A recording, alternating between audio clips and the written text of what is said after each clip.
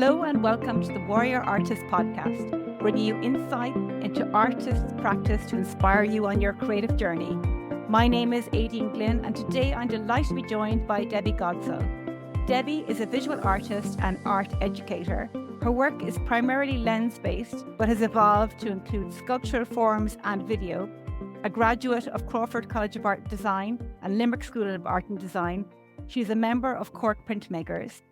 In 2018, she was shortlisted for the Zurich Portrait Prize. She has won many awards, and her work is in public collections, including the National Gallery of Ireland, the OPW, and the Crawford Art Gallery. Thank you for joining us today. How are you? I'm fine. Thank you so much for having me. It's an honor. Thank you for your patience. I was experiencing technical problems. It was a big 15-minute delay. My son had borrowed, it was actually his cable I borrowed. He took it back for his music, and I was trying to plug it back in again, and I had to totally melt down. So thank you for your patience with our delay.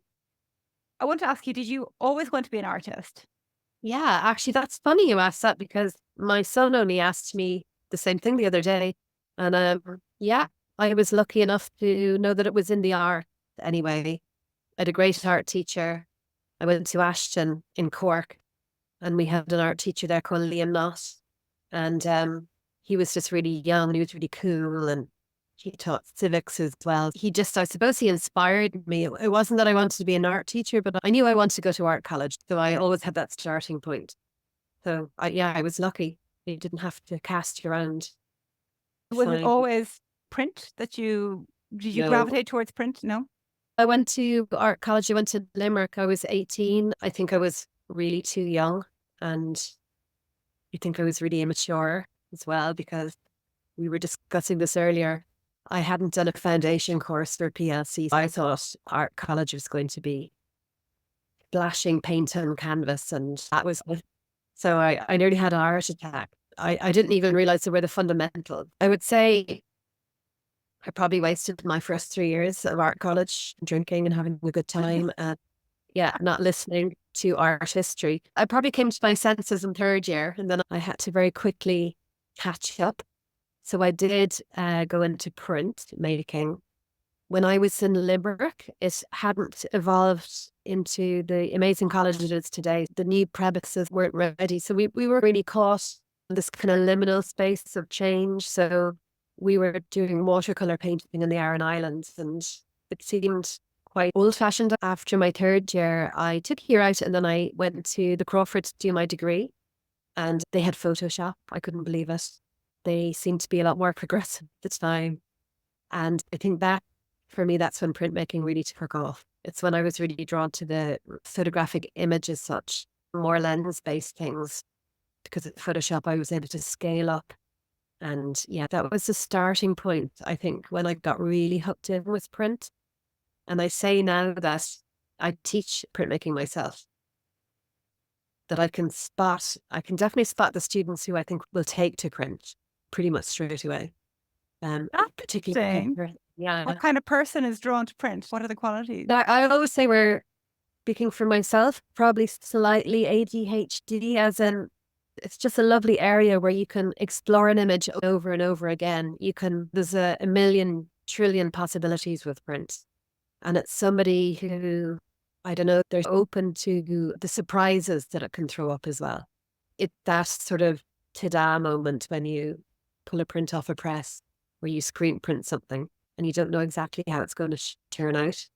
It's never ending. You could take one image in print, in screen prints especially, which is the area I specialise in, and you could explore it in 50,000 different ways. And I suppose I love that. I love that you're not just done with an image. You're not just finished with it at the first go. So people who know my work, I'll reuse imagery over the years. I might revisit something that I used 10 years ago, and it might pop up again in a new body of work. So I love that flexibility as well with print. Yeah. So that is very addictive. I love that. Yeah. It is very interesting when you describe that, because your photographs, certainly the ones I would have seen before, maybe your recent work, black and white monochrome, and then you use color in the printing process so that each print is different. I know nothing about print, so I looked it up a little bit, and I'm in the backwater. I'm a network member. I can see the Cork Printmakers is beside, and I always find it a slightly mysterious space. I've never been in there, and it always seems very technical and like lots of machines and slightly daunting. So for somebody like me who doesn't know anything about screen printing, and obviously you're a teacher, how would you explain the process? Oh, you'd have to come and see. I could give, there's so many different processes within the screen printing process. There's so many different ways to do it. I could give everybody a screen printing class and they'll all end up doing completely different work, which is what I love about it. So when I learned printmaking in college, it was really technical. You have to learn the proper way to print and how to make these perfect editions. And you might have 10 or 20 images of the same thing, which I suppose is the principle of printmaking. It's about editioning an image. You might have 10 prints that might be €500 instead of one painting that would be €5,000. So they're more accessible. Over time, I found that very wasteful. I didn't like having 10 of the same image. I found it quite boring as well. And I struggled with the technical side of it. Then I started to break the rules and mess things up a bit and print on canvas and print on board and put prints out in the rain and scrub into them and wash them away. So I would very much bring that into my teaching practice as well with the students. I try and ensure that they'd learn how to do something correctly, but then very quickly break the rule. Because in my world, life is too short to have a studio full of editions of the same thing. And my practice has changed a lot anyway. I think there's a lot of waste involved in art. There can be a lot of waste involved in printmaking as well. You might have seen from the work I started doing in 2020. Actually, it was a work called Stack that was acquired by the Crawford for the National Collection. So I made that by literally tearing up. I can't remember now. I think it was around 100 prints from my archive and repurposing them into a new artwork that they were all compressed together into these turf croquette shapes. And I really love that idea of making something new from something old and making a new work of art, but I haven't used any new materials in that. So that idea of repurposing is coming into the work a lot more now. Just being a bit more mindful with the environment. I'm not an environmentalist as such, but I've started to try and maybe use less framing. As I said, do less editions, maybe repurpose things a bit more. And I feel if all artists did that, even a small bit, if you change one small thing in your practice, it will make a big difference to the amount of waste out there. I don't mean art as waste, I just mean material. For a long time, I would have printed on the back of images. I would have turned the page over and you might often get a print where there's something on the other side. Just little things like that. That's really not on in the world of those big print houses who do editioning for artists where everything is perfect. They're looking at the registration marks through a little microscope to see everything perfect. The older I get, the more I realize life's too short for me to do that. So each of your pieces then is unique. Each edition will be slightly different because your colors or your choices. So the original image or the photograph which you're reusing might be the same, but everyone is different and is unique. So yeah, that's exactly it. The photographic image will be the photographic image, and then the color and the layering will change. Yeah, so they're unique prints or artist editions. So if you see A over P in a print or U over P, it just means they're similar sister prints, but they're not identical. A over P, U over P, what does that mean? A over P means artist proof, so that before you come to make a finished edition, you would make all your sort of experiments and then settle on the one that will become the full edition. But for a lot of artists, those proofs become the work. Or they're called unique prints, which is, there's just one of it. It's much more interesting. For me, it is. Yeah. I love the idea of breaking the rules. And your work is inspired by our relationship with the land. It's really interesting. When did that start happening and how did that inspire you? So that happened so I live in Macroom. I live in rural Macroom. We moved here 20 years ago. So I live in the foothills of Mushra Mountain. And I was, I suppose, a suburban girl. And so it was all really new to me.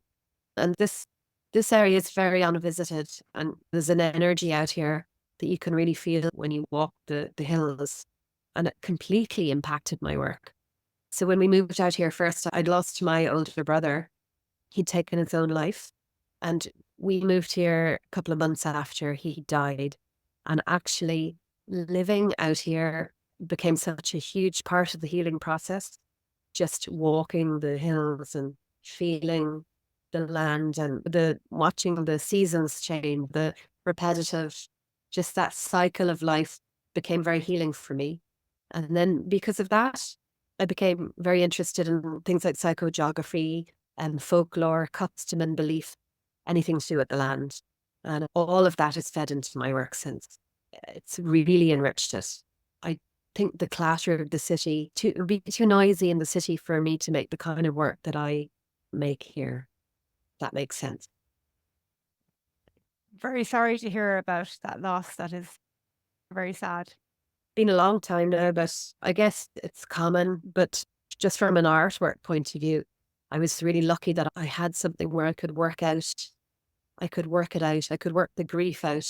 It's a form of therapy in a way. I'm not saying that art is therapy, but it really helped me to get through that dark period. I have to say, just the land itself. You realize that there are bigger things than us at work. And so I became interested in liminal places and maybe the thin veil between worlds. And all those ideas, I guess, would have been triggered by that one event that have. And a lot of people say there's a darkness in the work I make or a sadness. There's also humor in the work, but I totally get that there is a darkness as well. And I think if I was to think about it in a much bigger way, it probably stemmed from that original loss. You're still working things out. I'm still working things out. Yeah, so didn't know we'd go down that road, but there you go. I think there is, for me, I feel that kind of melancholia with your work. Yeah. And whether it's my emotional reaction to it, but there's also something about the sense of loss within the land. Like you focus on these little elements of maybe past traditions or things that perhaps are dying out or changing that are still there, and you're documenting them, like a beautiful gate or straw structure. And there's a sense that it could be the last of its time, and there is a poignancy in that also. I think you talked about our complicated colonial relationship as Irish people, that post-colonial, and I hadn't really thought about it in that way. So it's a very interesting perspective. Like I saw your work where you have this ornate period chair in a field. So that's obviously that kind of contrast, and there's a little bit of humor, but there's also, it's very layered. And I love your titles. Your titles are so simple, but you can read so much into them. They're very interesting. The title of that piece, remind me? Notions. Notions. Yeah, no. I made that last summer. So I started a project in the Harvest Thanksgiving, which is a Church of Ireland custom. That was a huge body of work that I did. So just coming back to the archival nature, there is an archival element to all the work that I make. And I'm not really interested in things in a romantic, nostalgic a way that, it was better years ago and life was more simple. I think life was really hard back then. And I'm glad we don't live, especially for women, that we don't have all that work to do that they would have done then. So yeah, that would have been the gate and the turf mounds. They're all sort of colonial markers, all right. Things to do with the land and boundaries and keeping out and keeping in. And of course, turf was used as a tithe to pay the church often when people didn't have any money. But anyway, I started this Harvest Thanksgiving series because I am from a Church of Ireland background myself. I'm not practicing. And we have, again, I speak for myself, but there are lots of books on the topic. There's a sense of being slightly other that still exists today, I think. There's books called Different But the Same and Irish But Not Irish. That sort of idea that if you're a member of the Church of Ireland, especially in the early 20th century in Ireland, that you might have been considered more English than Irish. So I set out to document the Harvest Thanksgiving custom because it hadn't been documented anywhere. So when the National Folklore Collection had started their schools collection of stories, But I'm really sorry this is such a huge topic. I could probably talk to the whole podcast. But anyway, they were collecting stories about customs, folklore, and belief from all these school children in Ireland in the 30s. And they didn't really collect them from the Church of Ireland community, because at the time, the mindset would have been that they mightn't have been interested in those customs, or they mightn't have had their own customs, or they mightn't have been considered to be the folk. The folk at the time would have been rural Irish speaking people, not even people who lived in the cities. So there was a huge gap in their collection, which they've acknowledged. Now they're working really hard to fill. I realised that they'd nothing on the Church of Ireland Thanksgiving custom. And I worked with Deirdre Knuckle, who is a folklorist who wrote a Protestant folk history that I was really interested in. So I set out to document as many harvest Thanksgivings that I could, because when I looked in the National Library, there was nothing there. The National Folklore Collection had very little. The Museum of Country Life had nothing either. So there was this sort of weird vacuum.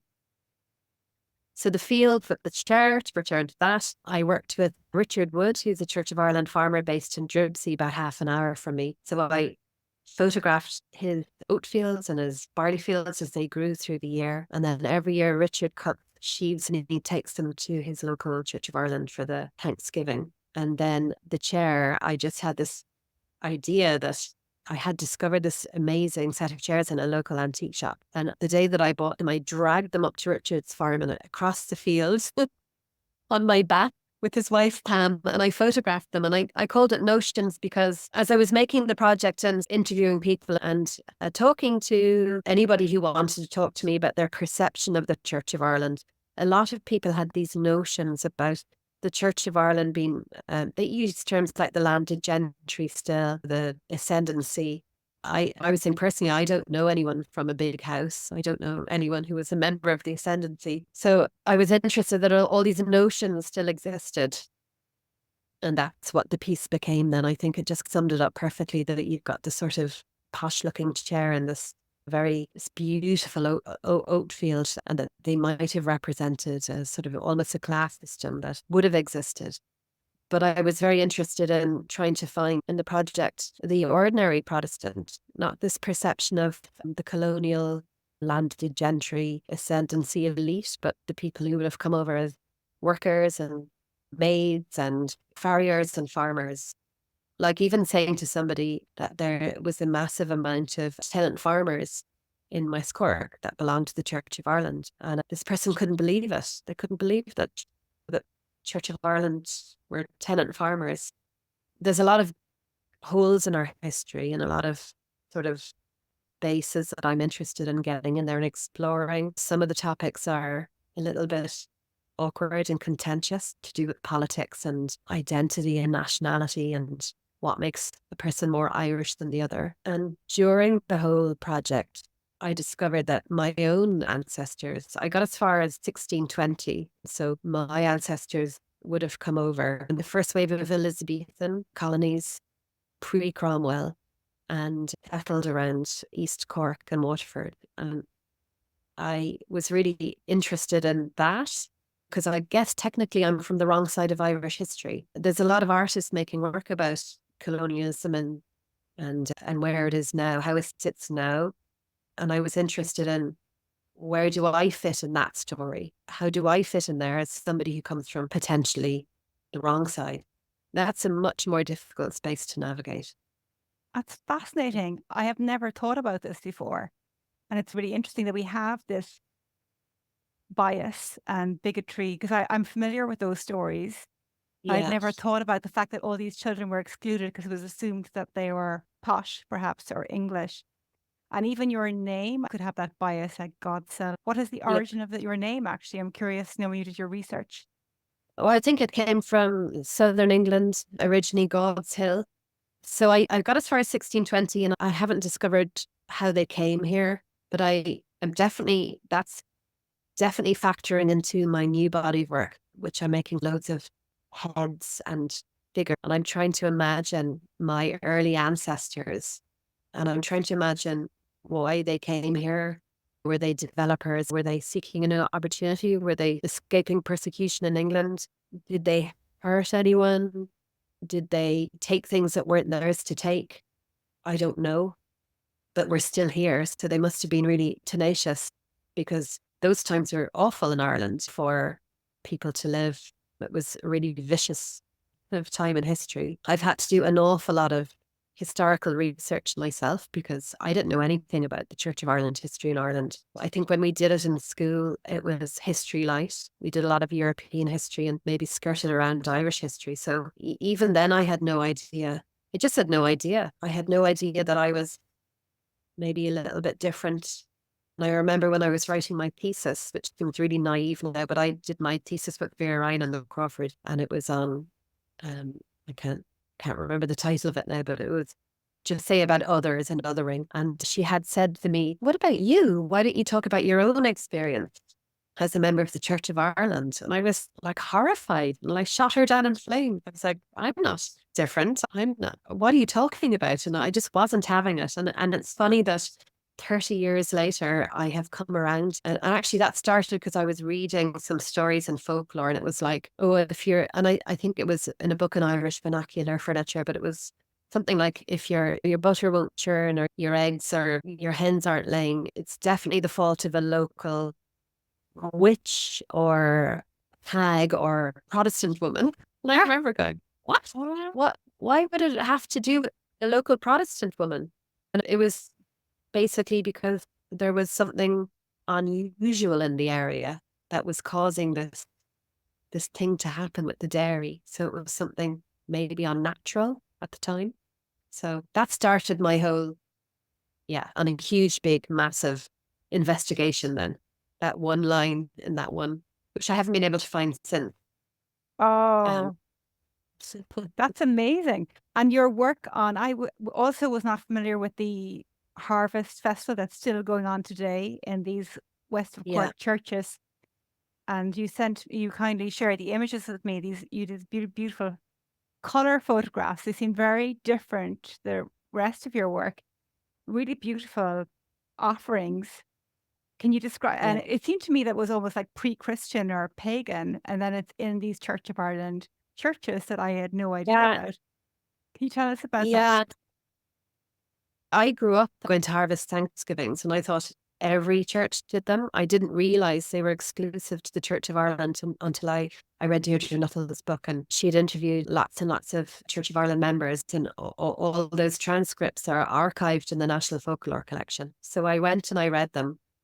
They all talk about the Harvest Thanksgiving so fondly, because I think it was, as Deirdre says, it's a performative way of showing how much they loved and cherished the land in a public way, in a safe way also. And it was a way for the community to meet up. You might have had maybe Methodists and Church of Ireland going to each other's Thanksgivings, and they might try and jam as many in on the same day so they could they used to be called, one of the people I interviewed said they were called the autumn maneuvers. So you try and figure out how to get to the different churches all over the 1 or 2 weekends, because there was great home baking and festivities afterwards, which probably came from the original Harvest Home. The Harvest Thanksgiving, it is relatively new, 1840 in England, 1843. It started over there when a clergyman brought it into the church in Cornwall. It was a pagan thing originally, and then it was a huge festivity every year. And there was a lot of drinking and dancing and celebration. The church always seems to take these things and try and sanitize them by bringing them inside the church, but that's what they did. And it took off like mad then. But it didn't come to Ireland for another 60 years. So if you think about that period of time in between celebrating the harvest in England and Ireland, there was the famine here. So you couldn't have a harvest Thanksgiving in Ireland. There was no harvest. There was a harvest, but it was being shipped away on boats to England. So I'm looking at that a little bit more closely in my current work. But anyway, it came to Ireland in 1901, I think, and then it took off. So it's still being practiced today. The churches, I met a lot of really great clergymen who opened up their churches, and they were very generous with their time, and parishioners. And they were saying, you're overthinking this. It literally is giving thanks to God for the produce of the year. And that's what it is. It started in biblical times, and we're still doing it now. But when I look at the imagery, I can't help but see these pagan, like a lot of the time they're the sheaf of oats on a communion table. They're not called an altar anymore. It was corrected in Mass. They're called communion table, and they look sacrificial. They definitely look very old. They do. They're very old roots. The harvest has been celebrated for 4,000 years with corn dollies and different customs. With the last sheaf that you see behind me here as well, I made that on Richard Farr. So he very kindly manoeuvred his combine harvester to leave the slittles. Oh, so you made it. No easy job. And I made the last sheep, the carlock, and that's where the spirit of the corn would have traditionally resided. And that might have been taken into the farmer's house then and hung over the table for the year to bring good luck to the house. It was called on Kylock as well. So in Irish tradition, that would have been the hag again. Yeah. So this tradition, it's in England, it's all over Europe. It's not just an Irish tradition. And then ploughed back into the land the next year for the luck of the harvest. Yes. And it was really powerful. You're just sitting in the field and it's waving around in a breeze, and you do feel like there's a spirit there. I'm not really that spiritual. You felt a presence, I think. It was very powerful. And the photographs are so diverse. The offerings, there were like carrots and there were apples, and the way they were presented, where they were in the church, was obviously their own little traditions. What was your favorite one that you documented?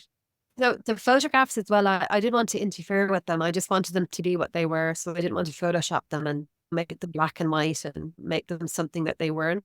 Some of them were really ornate. So some of the newer ones have become very floral, lots of floral displays. But my favorite one, I think, was in Cora in Skibbereen, St. Mary's, which had the basket of turf in the hall and just a simple oat sheaf. And then these orchard apples were lined up all around the church and the side. And it was lots of hydrangeas everywhere as well. So it was, to me, a really, how I remember it, be very authentic in that sense. Some of the churches had, which I thought was really interesting, they had produce from Lidl. So they'd carrots. That's how it is. If you think about our produce globally, where it's coming from. So the project was really interesting from that sense. When you were just looking at it as a food, where is the food coming from? So those photographs are now archived at the National Folklore Collection. I think there was 145 in the entire collection. So in 100 years, they'll be able to see some of the churches were using imported carrots and there was sweet potato and pineapples and things that aren't grown locally. And then in Baltimore, there was a lot of fishing nets. I thought was interesting. They were referencing the harvest from the sea, and they had some very expensive bottle of wine there as well. And they had like little packets of Organico. So it was more upmarket harvest. It was beautiful, absolutely stunning church as well. So they all had their own little, and then the further we went into October, more pumpkins were appearing and it became more Halloweeny, which was really interesting that Lunasa harvest was meeting Samhain. The quarters were colliding. So the last one was in Lepp and they had the Scarecrow Festival on that same weekend. Sure, I thought that was fabulous then, just that total mix of culture. But that's it. The more pagan one would have been Lunasa and Samhain, and there must have been some intersection between these. Yeah. And I'm only getting my head around, and I'm very slow I'm not a folklorist. And as an artist, we research in a really funny way. We're looking for the in-between bits, or I might just grasp on a word or a sentence, and that might become a whole body of work. So I'm slow to talk about folklore as if I actually know anything about it. I'd have a basic knowledge now. Actually, I'd recommend listening to the National Folklore Collection podcast. It's really fabulous for the novice. So I'd know basic things about Halloween and Samhain and Lunasa and things celebrated in the top of mountains, and Holy Wells, a basic thing like that. I can't remember where I was going with that, but... You plan to continue this project? This is like west of Ireland. Are you going to go and document it in other areas of Ireland? I have a show in Source next year in 2024, so I'm hoping to get up to Tipperary and maybe get some of the harvest Thanksgivings up there. I would love to grow it. I'd love to do the whole of Ireland, but I'd probably need a team, because even doing the 14 that I did here, they all happen at the same time. So I was driving around all of West Cork for 2 months. I was really exhausted out, even just trying to get that amount. So yeah, I think it will be a life project that I'll just spread out slowly, or I might connect with other artists who can help me document the ones that happen up the country. But most parishes now, you might have 4 or 5 churches in one parish. they won't all do a harvest Thanksgiving. One will do it and they'll alternate the next year. Yeah, I just started with West Cork, but we'll see how far I get. Maybe somebody listening now might get in touch or who'd like to do something there. I think it'd be really interesting. And also perhaps there's something about the time about recording things before they disappear as well. That's the best bit, is that it's now digitally archived with the National Folklore Collection. So there is evidence of it now in a public collection. And I'm really happy about that. And that's a whole other topic then, is archiving and who archives and why things are archived and why things aren't archived. And I have to say, the National Folklore Collection, they couldn't have been more helpful, and that they recognised themselves that they had it was of its time. 1930s in Ireland was De Valera and Bishop McQuaid. So they're really making up for it now. They've really expanded their archive to include lots of different things that were overlooked at the time. And you were talking about folklore. I loved your piece, Stray Sod, which Crawford acquired, and I saw it recently in the Bodyworks exhibition, and beautiful. And I loved the description of it, of the folklore. I'm just wondering now, was this folklore, does it come as a Church of Ireland story? Well, that's what I was trying to find out. Yeah, like in my work, was the perceived belief is that the Church of Ireland are really practical and they don't believe in these things. You don't believe in fairies and pishogues and things. But actually, as I was going around talking to people, they do. I haven't met a farmer yet who would knock down a hawthorn tree in a field for it. And a lot of them have their own, maybe cures, little cures for things. So the stray sod, I was really drawn to that actually, because I felt it really reflected modern life. A lot of these stories, if you look at them, they can give you a lot of context for how we live today. So you stand in a stray sod, it might be an unmarked grave or a ferry pathway or something, and you become extremely disorientated.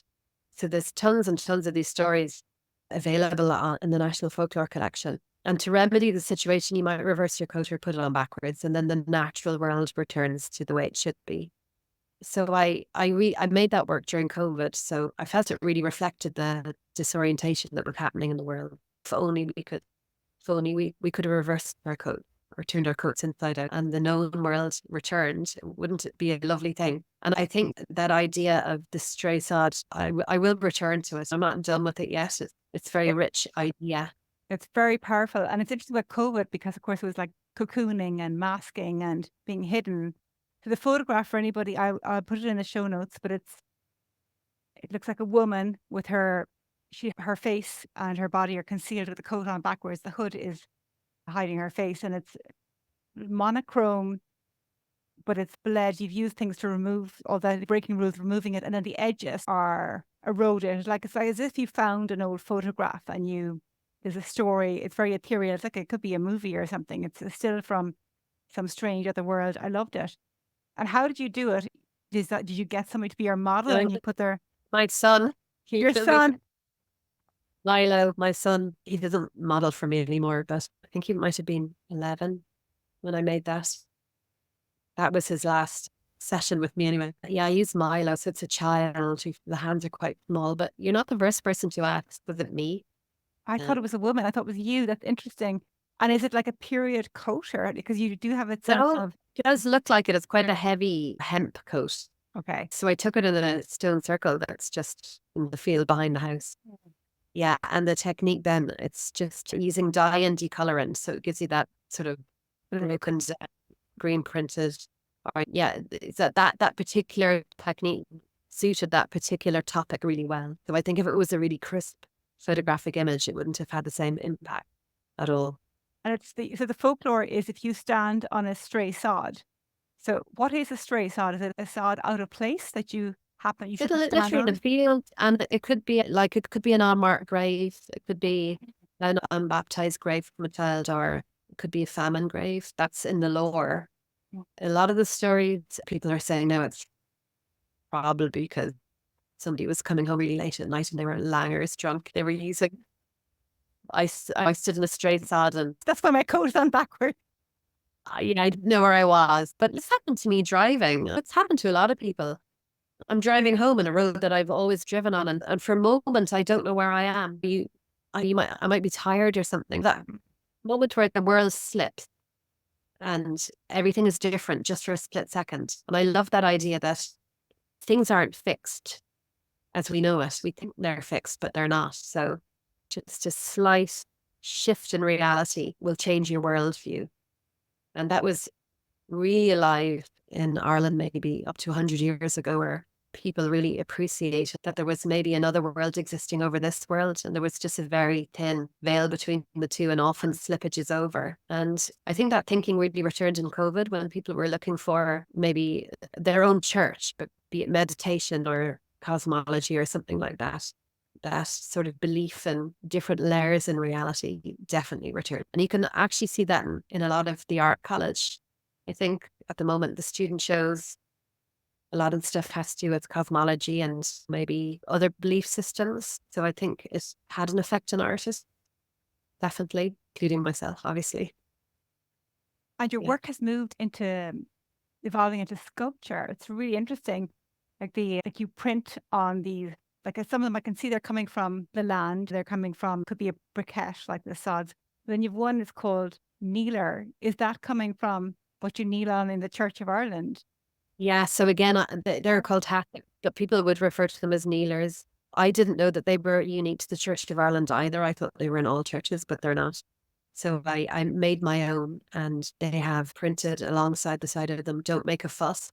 And that would have been a huge sort of unspoken thing in the Church of Ireland, even in my time growing up, was just don't make a fuss, don't draw any attention to yourself.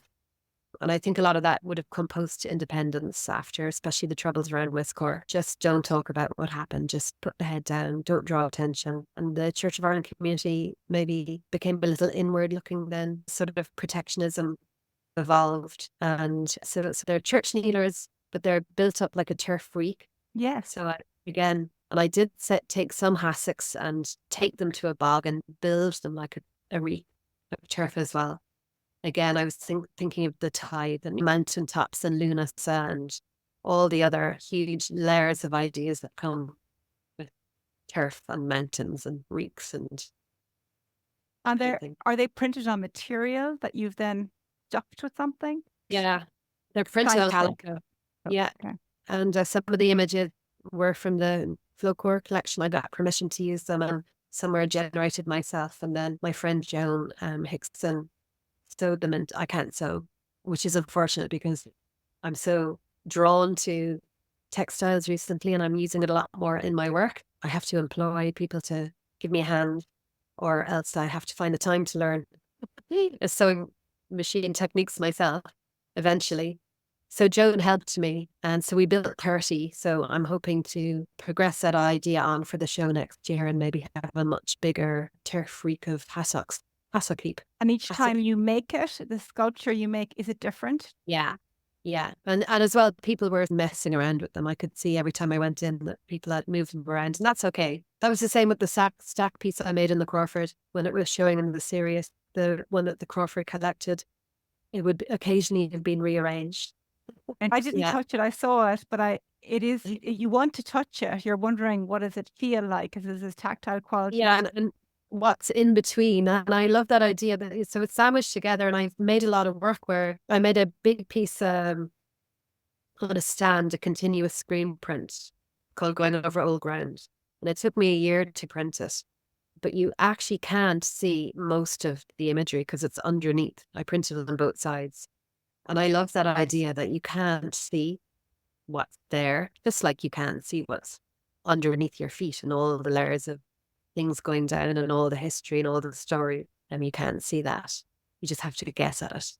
And the text is so powerful. Like, I didn't know it was about your heritage, but even still, "Don't make a fuss" is, like, a lot of us have been told that in the past, or women would have been told that. Yeah. But it makes sense, I just think, because the writing is ornate.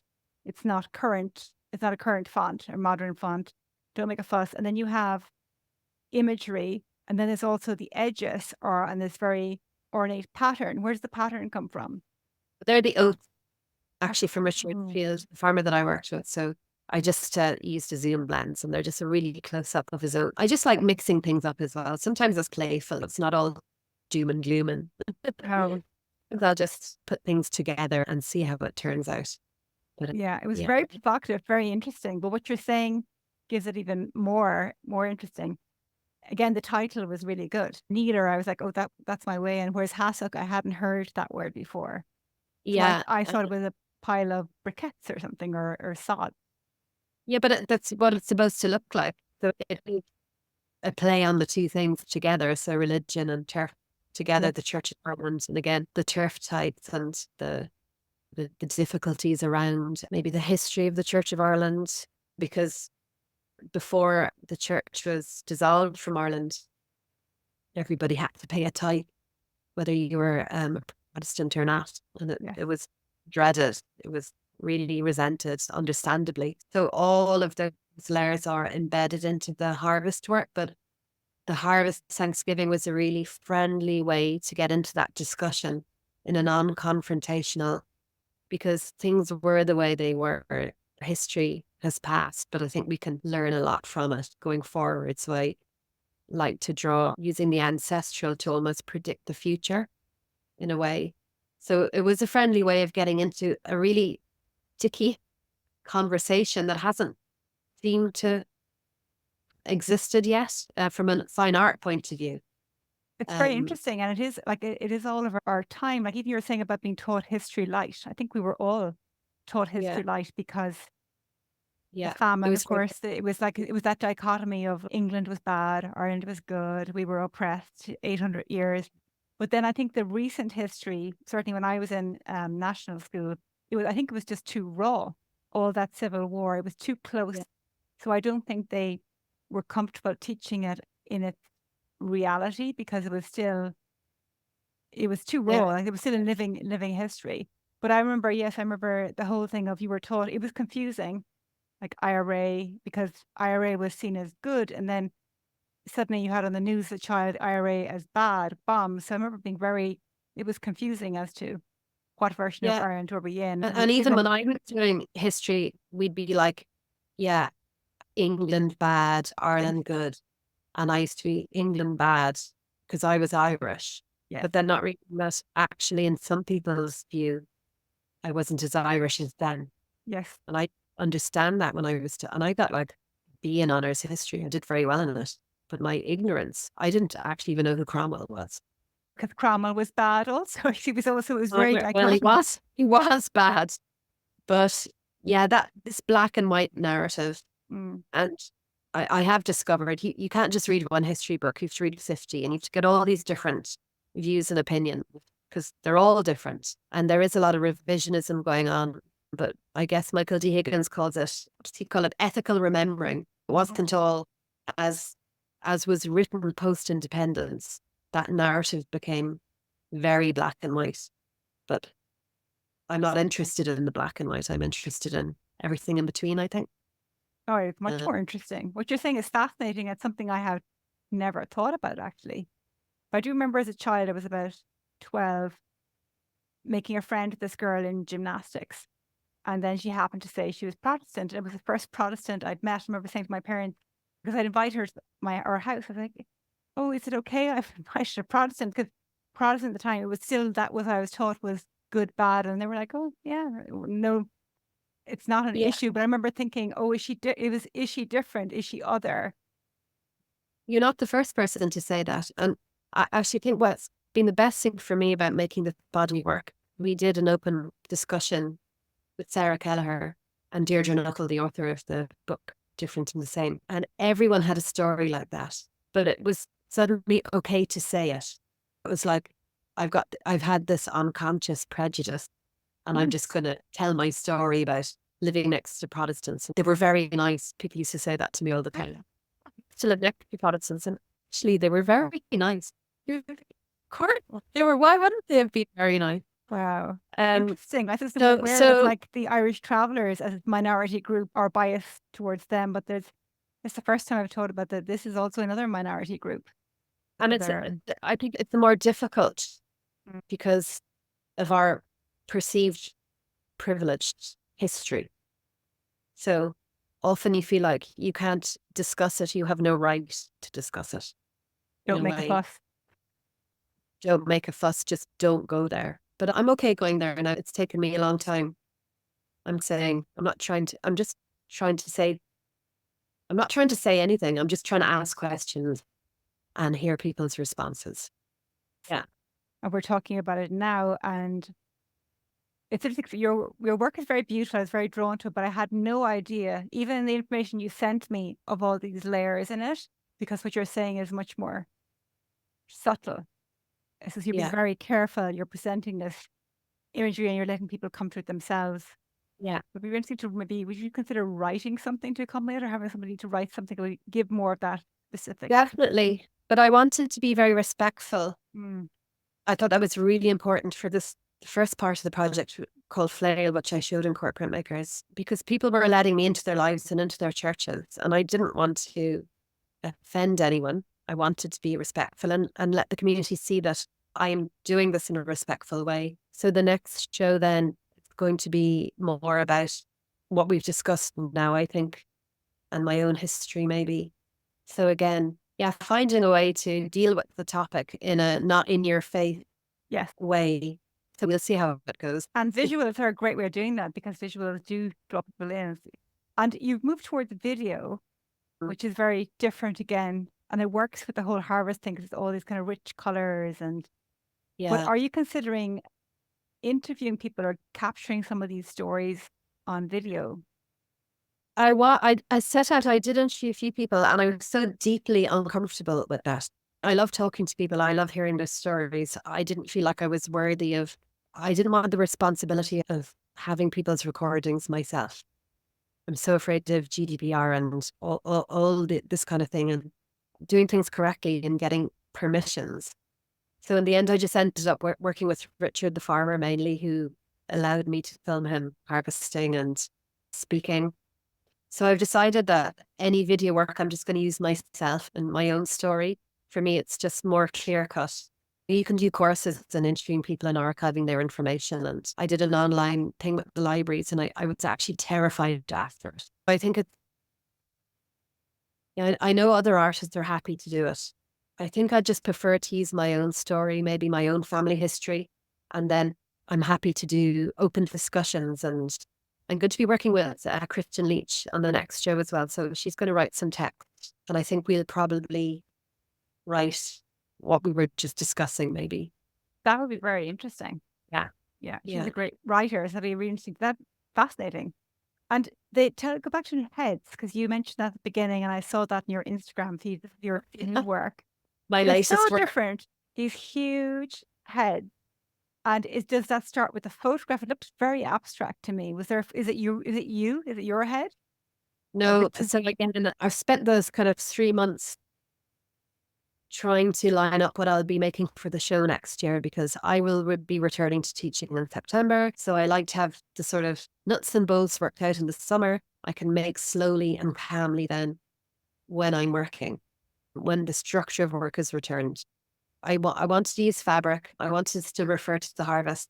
Again, I started trying to imagine my ancestors, who were, I think, Amos and John and James and all these guys that are referenced in actually the Trinity depositions from 1641. My ancestors would be there talking about the 1640 rebellion, when, anyway, there was a huge uprising against the Protestant settlers in Ireland, and there was a lot of massacring going on. And I was trying to imagine my ancestors.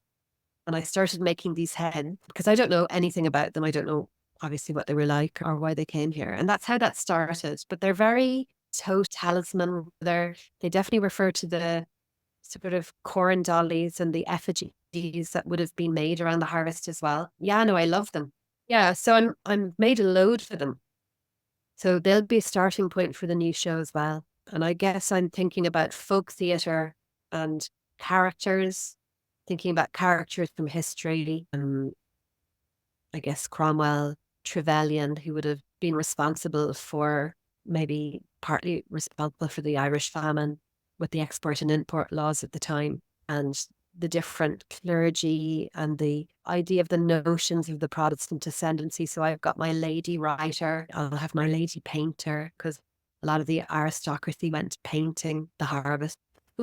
And I have my peasants and my various characters that I've developed. And it was entirely accidental. But I think the topic is so enormous. This is the way it's bubbling out for me. The way in. If that makes sense. Yes, Yeah. it sounds really Yeah. interesting. And that's Yeah. interesting. So over the summer, when you're not teaching, is your time where you can have this creative freedom to be in the studio. How do you, and you actually described it a little bit there, but I was going to ask you how you balance, what's your week like come September when you're working full time, teaching print, is it? And then, Yeah, each prints and drawing and painting. and how do you get Uh, into the studio? Is it the evenings, weekends? Like, how do you manage? So I would work at the weekends and the evenings a lot. And I guess there's a structure in place when I return to work. I know what time I have. And when you take that structure away in the summer, everything goes really blobby. I've just learned to work in this way because I have to teach. The teaching, I do enjoy it. I learn a lot from the students. I find it really enriching, but it pays the mortgage as well. And so it's just that balance. And I'm a parent and the structure.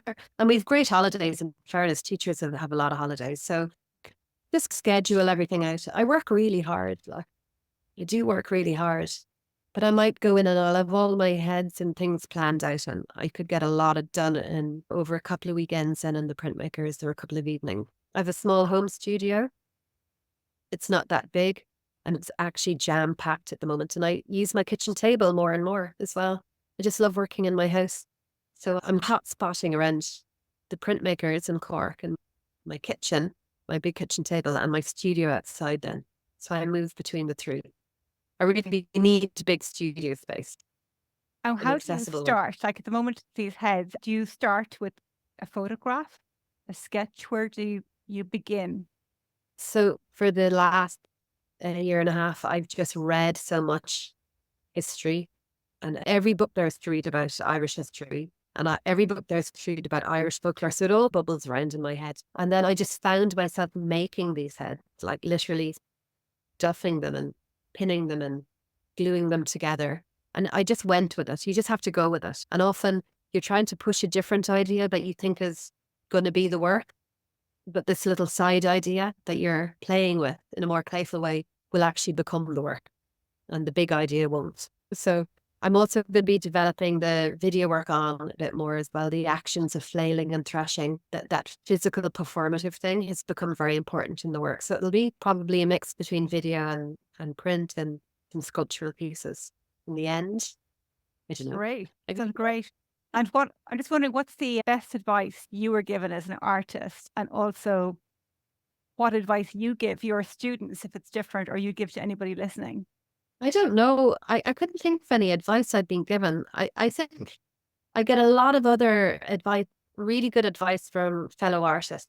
So I think it's really important to be in a network or be in the printmakers or be part of a group, because just the chat are really helpful. And I think if you're just working alone, you can get really stuck in your own head. You can really just can be lonely as well. I've been in the printmakers since 95, I think. I think advice from colleagues would be the best. I work with Sarah O'Flaherty and Fiona Kelly a lot. We've been through the iterations of Vigils and Half Light, and even having a little group like that has been really helpful, just bouncing our ideas off each other. And so I think being in a group, and also love the mistakes, make the mess, make the rubbish. 90% of it I think is rubbish. You have to keep persevering before the good stuff comes out. And for years and years, I felt like I was paddling in the wrong direction to everyone else. I wasn't really conforming to maybe gallery work or commercial work too much. I seemed to be just, I don't know, my work didn't fit in anywhere. But it was the work that I had to make. It was the truth to me. So I just make your own work. Just stick with it. If it's the right work to make, try not to follow what's current at the time or trend. That's harder for younger artists. but it does take this long. My work was only bought by the Crawford in 2020, I think. I was 48 maybe. So it took that long. Did that mean a lot to you, that acquisition? Oh yeah, especially in your hometown. It was a huge validation. Like, their support has been amazing, but it hugely validated my practice, because every artist, as far as I know, just talking to people, you're full of self-doubt and self-loathing at times and wondering what you're doing and why you're doing it. And there's this weird compulsion to make all the time. And it can get very frustrating if you can't make. And you're thinking life would be so much easier if I wasn't an artist and I was just a teacher. Why do I have this? But it's a really great way to work out the world. I think it's just a really great way to express or yeah, just to unpick things that are happening in your life. So just make the work that you have to make. And eventually, if you keep on making it, things will start happening. It doesn't happen overnight. I see a lot of younger artists who win a lot of prizes after their degree year, and they might be really everywhere for a year and then nothing. It's very hard to keep the momentum going. So it's slow and steady. Okay, maybe better not to be winning the prizes early on then. It's a great boost of confidence, but I think it's a slow and steady approach. And especially for artists like Lydia Barla and people who were only picked up when they were in their late 60s or early 70s, that a lot of female artists, because we're in the background, we're parenting and we're caring for people and we're working and we're doing all these other things as well. I think for a long time there was a perception that art had to be big and huge, and I think with age it's okay to make little heads in the kitchen table. That as valid as making a huge big public sculpture. Just you find your way to work. You need to find your way of working, and it mightn't be anybody else's way of working. I was going to ask you about the Zurich, your works at Zurich. I saw the portrait, presume it's of your children, but it's very different to your more recent work. Even the color palette, it's light and more pastel. It was a very beautiful photograph. It was about a prism or being on a prism. I don't know if it referenced neurodiversity. That's what I read into it. And then I saw the beautiful portraits also in Seen and Heard, another beautiful group show about childhood in the Crawford, which I also loved. And they're very different. Was that over the time? I loved them at the time, and I was really interested in portraiture.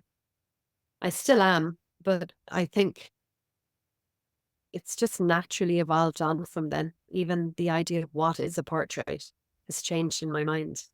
Yeah, prism, that was Milo looking through a prism, and you've got 4 eyes in it, and it was neurodivergent, the way the world sees you, the way you see the world. And it was an image that I made really quickly. Like, it was done in a day. And I've entered the Zurich a few times since and I haven't been successful. So you just never know. Again, you just got to keep applying for things and don't take the rejections too personally and just keep going. But yeah, I've moved away from that kind of work again. But I think that's the way art goes for me. It's always going to ebb and flow, and it definitely reflects what's going on in my life. I think it's very autobiographical, the work that I make. You talked about rejection and applying for things. What are your least favorite jobs as an artist? I think most artists will say the All Arts Council applications. Do you apply every year? Don't apply every year, because I got a visual arts bursary last year. I was really lucky. That enabled me to make flail, and it enabled me to pay for help with video. I didn't know how to use the editing tools or make videos, and they're brilliant. But it took me a month. It was a solid month to fill out the application form. So they're a little bit daunting. And I've met people who've had 14 rejections in a row. They've been successful in the 15th one. So it's just also objective. You just don't know who's reading your application and what they're looking for. So you just got to keep applying for things. And it's like for every 10 rejections, you might get one. Or you might think, oh, nothing's happening. I've had a whole string of rejections, and you'll get something into your inbox inviting you to be something. So you just got to hang on in there. Yeah, those emails are great. They are really wonderful. And who are your art heroes? Like, whose work would inspire you? And is there anybody you would love to have met or would like to meet, living or dead? I'm probably going to roll out the old cliche. I think Louise Bourgeois, I use her as a teaching tool a lot, her work. She's a big hit.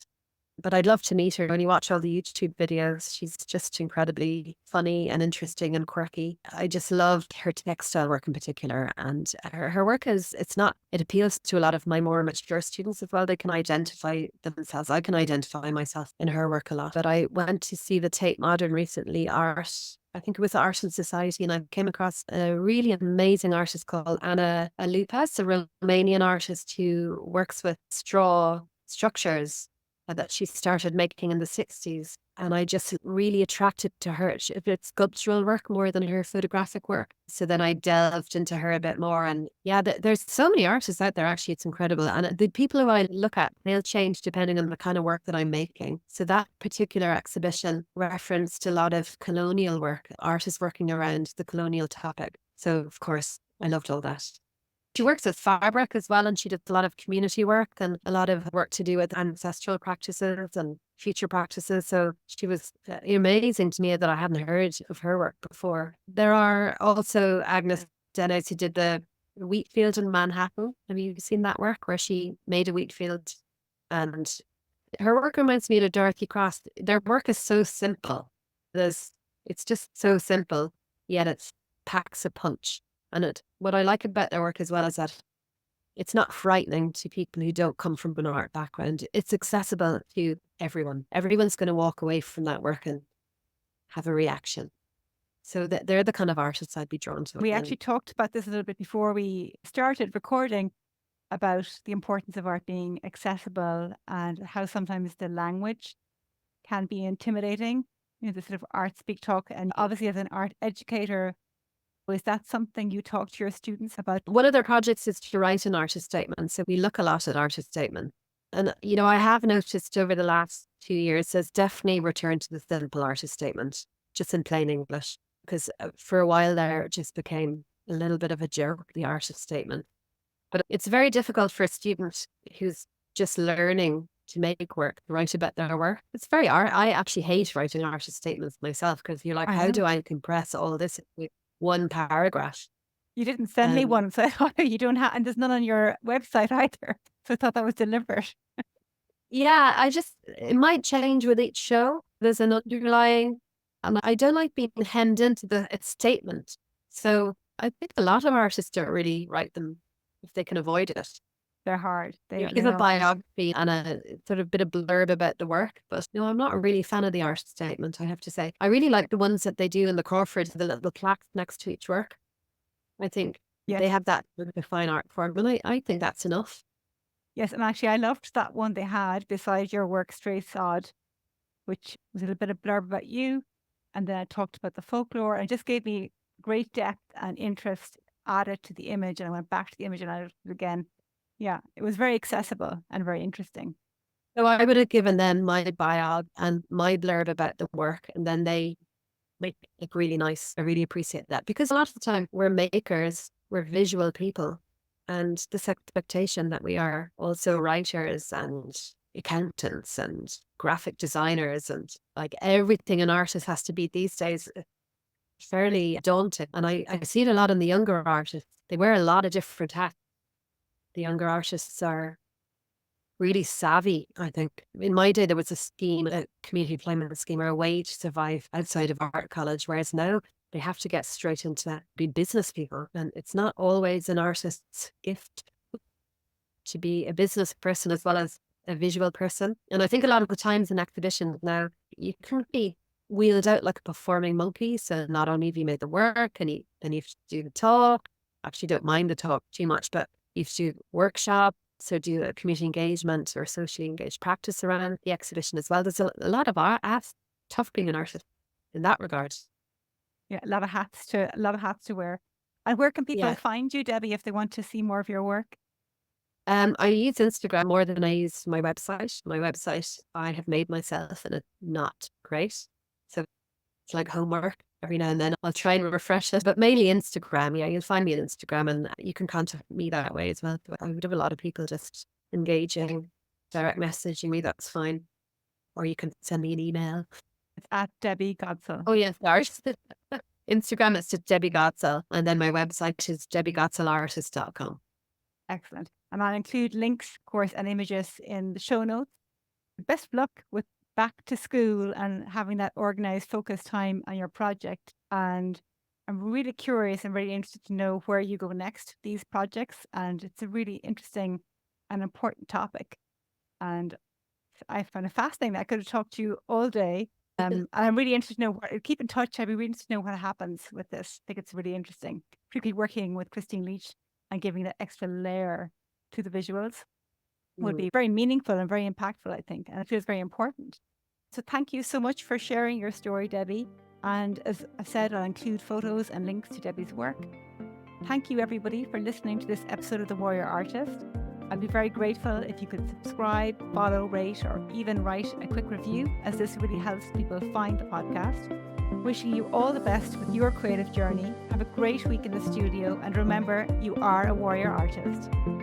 And we're out. Thank you so much.